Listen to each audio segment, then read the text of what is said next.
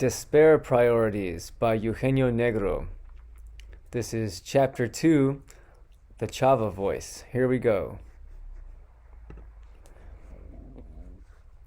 Hard to tell what's going on in this room. Like my grandma's living room down in Los Gatos. Even with the light from the door in the kitchen, this room has all the valley's seasons and daytimes crossed up through each other, separate flares of glare for the eyes in the walls. Brian's on the couch and wants to tell me about the crypto. Dave congeals out of the kitchen's separate glare membrane. Dave, you do good today? Calling across the house is familiar. Under normal circumstances, speaking from a distance is mutual and friendly, not like huddling around the lazy boy, which is still there. Not yet, sneer Dave's bare teeth. I stow my laundry, water smell against dust, and bring the tools out to the kitchen. Brian's up now and running commentary on my toolkit. This thing's gonna be good as new. I gotta work in like an hour. 2 guys caught it and they're out for a week. I can't. If they have COPD or diabetes, dude, they're hosed, declares Brian. I present the flashlight. Chill, me and Brian got it. Dave palms up his hair. Okay, but let's make food first so you're not brown-nosing me. Yeah, I know. The house seems really small with quarantine brains. And no, decrees Dave. There's enough room for everyone. Again, whatever is to be true, he needs the truth to contradict you, even if your intentions are good. He paused in his big old box for a new black mask after the rare look at his too twisted upper lip, the abrupt bone chin out of the soft chin. Maybe I'll see her eat after this. I share the brags I brought home, see if it vanishes. Dave has a pot of instant noodle packet going in a saucepan and chops broccoli. I'm going to dry fry this broccoli with just some sauce, that's good. I need to put my mask down to cook because the smell tells you, so get back if you need to. Not the mask do anything. We're cool. Only you and Gil see anyone all day. Gil thinks about everything up to the tree frog you're going to kill with your motorcycle unless we all live in a fucking teepee before he decides if he's going to wear a mask or not. Fucking Al Gore. How's the broccoli smell? Watch. He goes for the brags. What's this? Liquid amino acids? Fuck does that mean? It's soy sauce, dude. Laughs Brian with the confidence that only he dares put to Dave. Amino acids means protein. I know what it means. So it's protein, but it tastes like soy sauce. Here, give me that. Dave parries Brian's hand and unwraps the plastic from the top.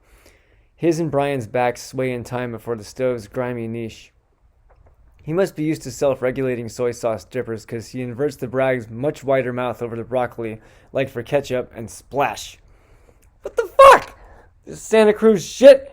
His stirring spooning in time with his rant. Why don't you go to Safeway where I can show you where the good shit is and just get normal? Kikoman! God damn it! Don't trip. Brian turns down the heat on the instant soup, which upsets Dave more. Down slams the bottle and Paul Bragg and his daughter-in-law Patricia grin at him from the happy yellow label. Fucking grandma and grandpa. Guys just had to be different. I dash out of his way as he turns right into me and wipes off the tiles bound by construction to get wet behind the faucet. I'm the only roommate I ever lived with knows how to clean the house. Look at this tile. It's a pestilence, mold spot. Like that's all he needed. He's back to mixing the instant noodles and carries them off, abandoning the souped broccoli. I look to my left, and there's a kitchen table under all that trash packaging and empty cat litter bags and mask boxes, but looks long unused. Is he offering it to her to keep her in her room? Brian returns my look, beyond caring. Come on, let's do the sink while he's occupied. Hold that. You really ought to switch from batteries to USB. I get the inside of the cabinet empty, clean and dry. I know that Safeway, that glamorous striped strip mall. Millie and Jude trussed up under heavy Velcro in their black back belts, held together just to work in their 70s. Do they have to deal with Dave? Bird Avenue Slaveway, I continue my thought out loud. Used to be what? Not a fart and smile. A fresh and sleazy. A few months ago, I towed a car with no badge in a handicapped spot from front of Cherry Liquor right there. Enough days for someone to notice. Now that I'm staying here in quarantine, I pretty much get my food there. Yeah, nice long left turn light, reports Brian, and I smirk. I like to get pumpkin beer at the whole paycheck next to the Shark Tank. Next to the SAP Center. Center for SAPs. Hey, I assembled the Jumbotrons right there for Sam Smith, Lady Gaga, you name it. That sure was fun last night. Let's see. Tip the light up more. Faucet's not it. My voice croaks, the throaty working voice, jovially competent and useful. Okay, guess it's one of these nuts. Brian huskles. You like that? Look, it's been gone for a while because this cabinet bottom... look, it's done. Nothing in the world's more yielding than water, but to wear down the hard and unyielding, it has no equal. This everyone knows, but few can heed it. The light flashes down to my right eye. It's plywood with paper over it? Yeah, I scratch porridgey wreckage under my previously clean fingernail. 60s era stuff. Everything used to be made out of this kind of crap when we were kids, remember? It disintegrates just like I worried that shoe rack thing would when I almost stepped on it. Sorry, I'll keep my distance. What shoe rack? That's cool, we got masks on. I guess we better just try it and ask if we can demo it. Yeah, I was thinking about people sleeping out. Now Brian's voice grates too, hollow against his inverted airway. Totally impossible to keep from getting exposed. They say shelter in place. People got no place. But look how many of them are just getting or transporting water to drink and clean themselves. We take for granted having a sink to fix. There's this city water pipe there under 87 on Willow. It's just leaking all the time from campers cutting water. I saw this guy going to fill a cooler jug just now. Almost got him in my grill. Yup. I've done some couch surfing since my last place, but I couldn't sleep out like that. You gotta have so much paperwork to get any services. I already got inconsistencies in paperwork from identity theft. When was that? I interrupt his ready response. Was that part of your girlfriend you lost money on? Nah, that was just some bullshit. He minimizes. This site I was running with affiliate links and SEO, it wasn't getting the traffic, so I kind of left it alone for a month, and before I know it, I guess I got a data leak. So that makes me panic about the YouTube channel too. You made money on YouTube? This appears less impressive to Brian than the little black bag that he recovers from his inner pocket. Affiliate links, plays by the millions, but it dried up. My affiliate links got obsolete or bought out while, I was laying down low from that data leak. That was it. You ever work for a big tech company? Nah. Contractor for Google a couple times, but there's legal gray when they pressure their contractors to mistreat employees. It's hard to say who gets in trouble, so I've been unfairly dismissed. Like I said last night. Shit. You can't clear all that up? Can't really pay a lawyer to do the clear up. I dried the nut with the hair on the back of my arm. Better not tell him that out loud. Might be worth it in the long run. Can't get my credit history cleared. Can't explain even to satisfy manpower why there's gaps in my credit history, payment history. I don't want to wait in line all day for the bank to, sign a... He trails off. To notarize something, I suggest. Notarize, I put the bucket that I found in the garage last night under the drain trap and carefully undo the nuts. 2 plastic and 1 metal at the wall. Normal, relatively fresh buildup spills into the bucket between the fittings. Probably old tape or someone took it apart and put it back together loose. Pour that out back, yeah?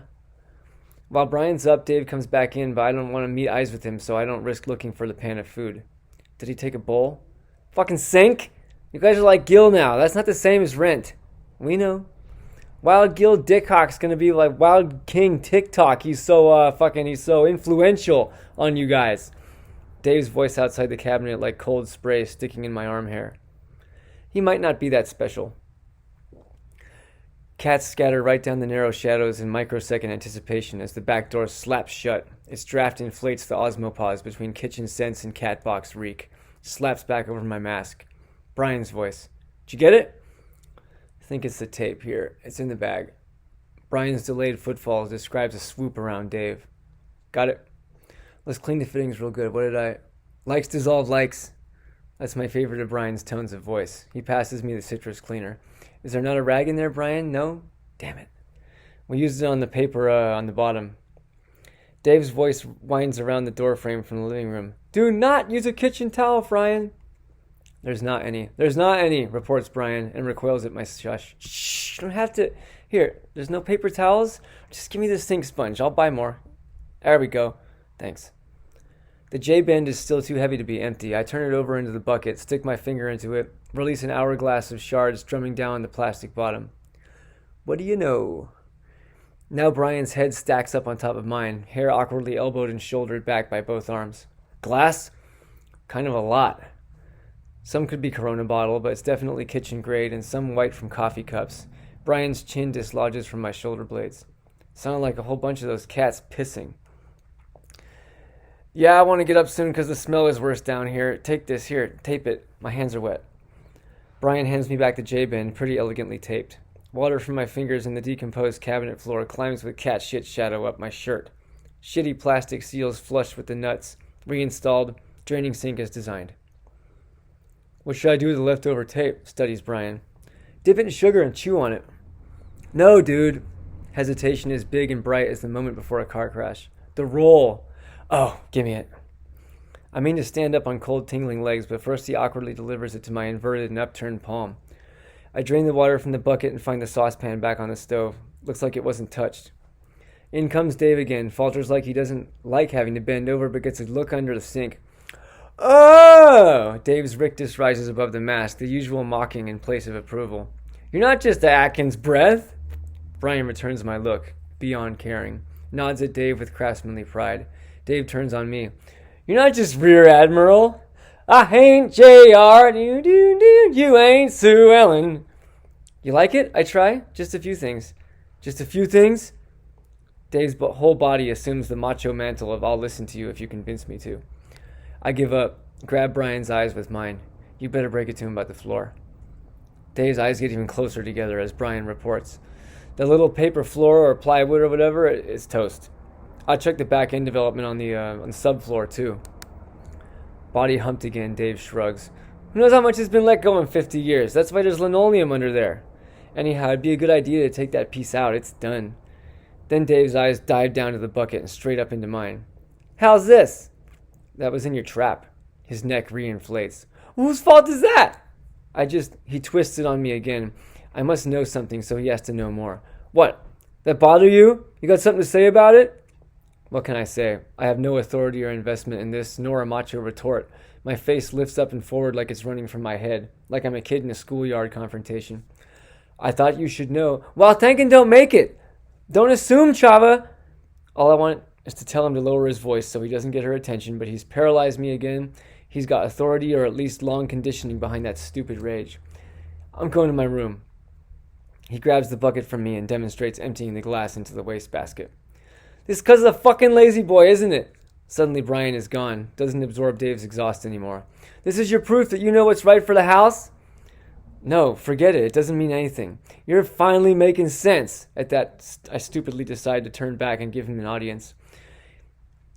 It doesn't mean anything. You think you're all full of potential, but look, you still left all this shit out from under the sink. I left it because I'm fleeing to get away from him, but he's got me. Here, I'll put it back. I'll put it back. You're so good at fixing shit, but look, he points at a nick in the cabinet. Where'd that come from? The nick is Bay Area, overpainted and dust grimed. I have no idea. Right, you have no idea. It's all your guys' opinions about your chicken nest that you want, but this ain't the place, Chava. You stay in your place. And off he stomps right past me, but I can tell it's a circular returning stomp. I get out of the circle in the narrow hall just like the cats did.